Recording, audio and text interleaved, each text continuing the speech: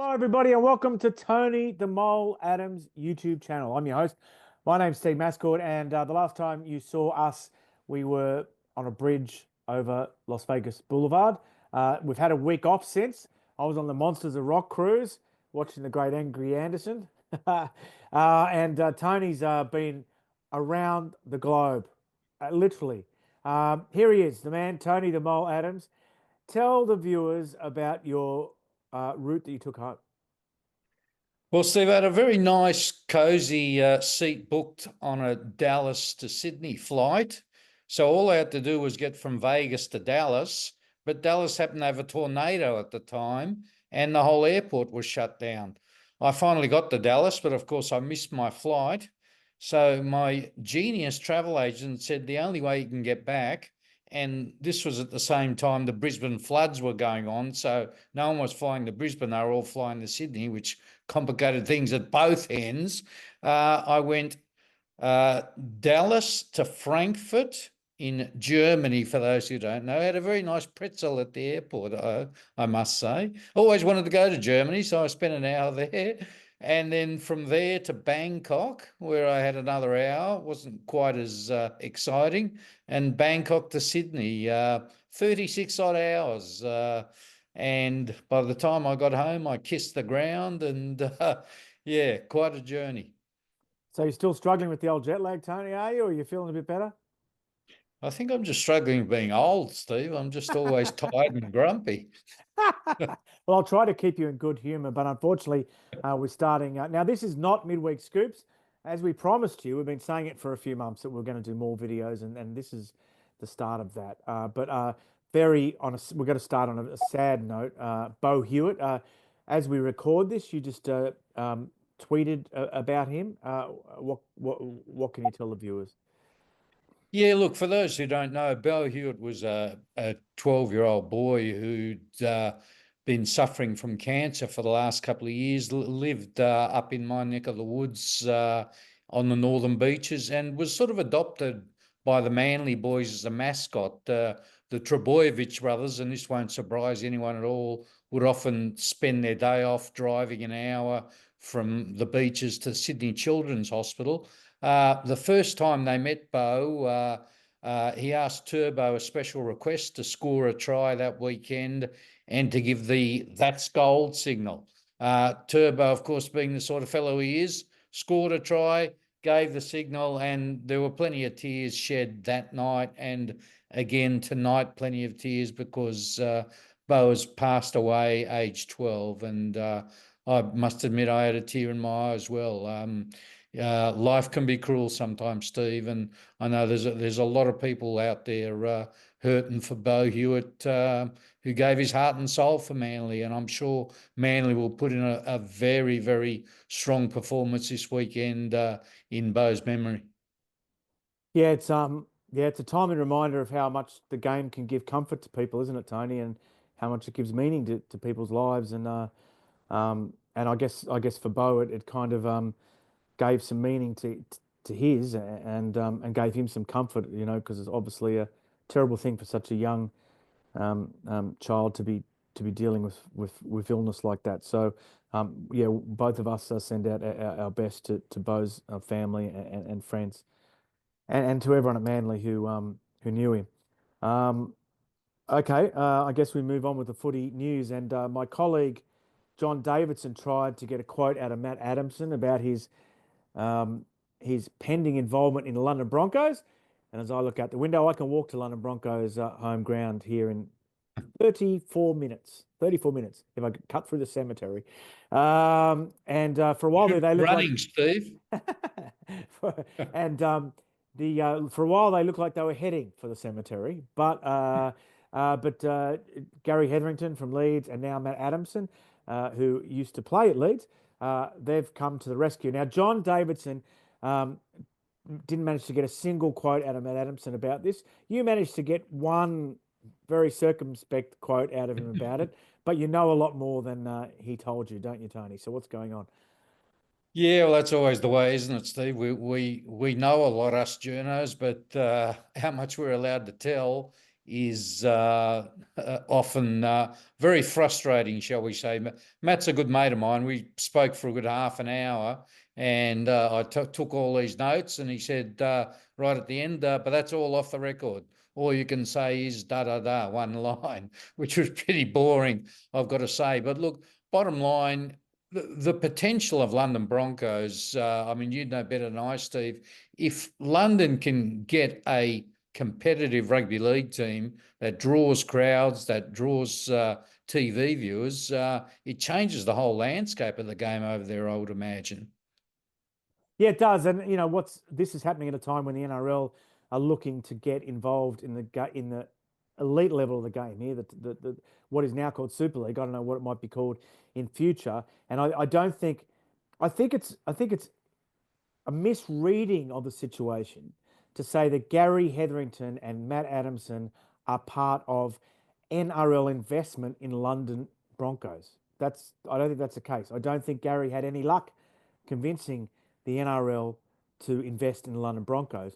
But I think they're only getting involved because they know that the NRL are getting involved in the British game, and the NRL are fans of London, along with Toulouse and Catalans.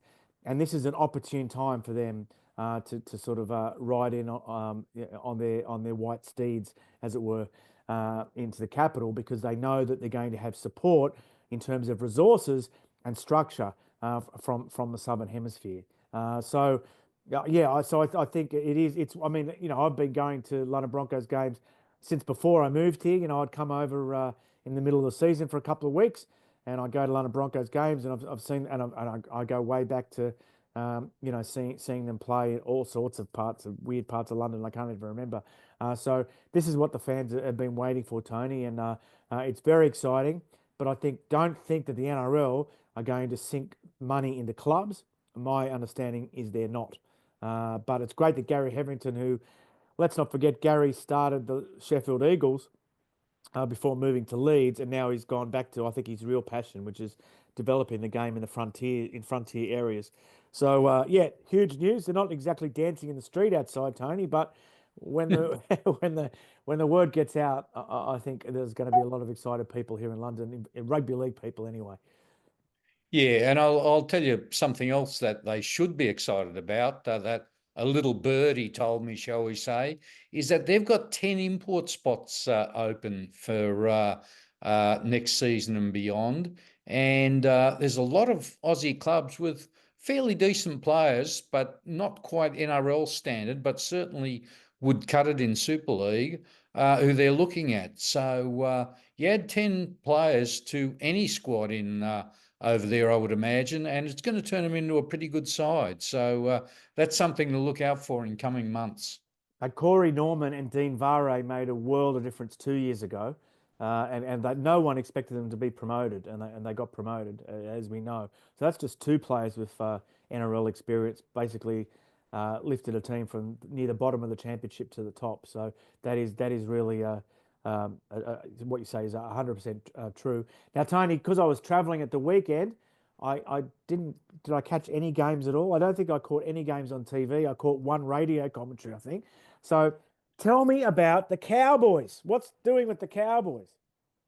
Well, the Cowboys are in a world of trouble, Steve. They're Norton too, and I mean, after 2 rounds, the upsets have been stunning. But I would be shocked if they beat the Broncos this weekend. So they're staring at Norton 3, and that would be Todd Payton's worst nightmare, given that it's apparently not the happiest of camps up there. And when you're Norton 3, you tend not to be very happy because the season's slipping away.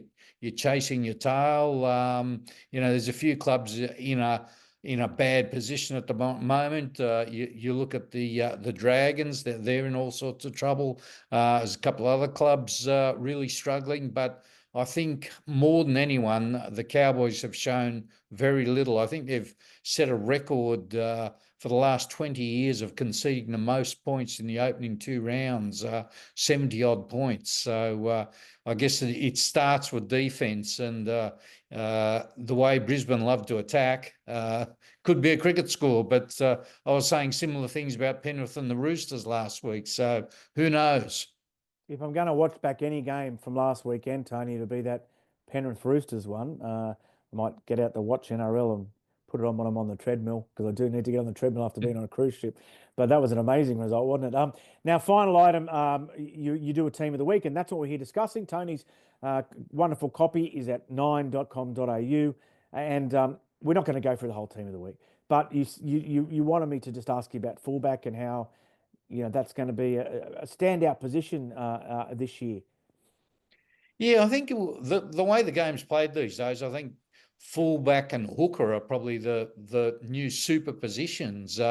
It always used to be halfback, and halfback's obviously still a major position. But you look at the good teams; they've all got good fullbacks, and the reason the Knights keep making the finals is Kalyn Ponga just keeps producing match-winning games, and I put him as my fullback. But gee, the way James Tedesco played, the way Jareem Buller played, I could probably name 3 or 4 others, but I can't remember them because I'm still jet lagged. But you're looking at the Dally M ladder. The top 3 players are fullbacks. I think 7 of the first 11 are fullbacks. So we're blessed with just a great bunch of fullbacks at the moment. But I think not only is Ponga the fullback in my team of the week, he's probably, in my opinion, the best fullback in the game at the moment.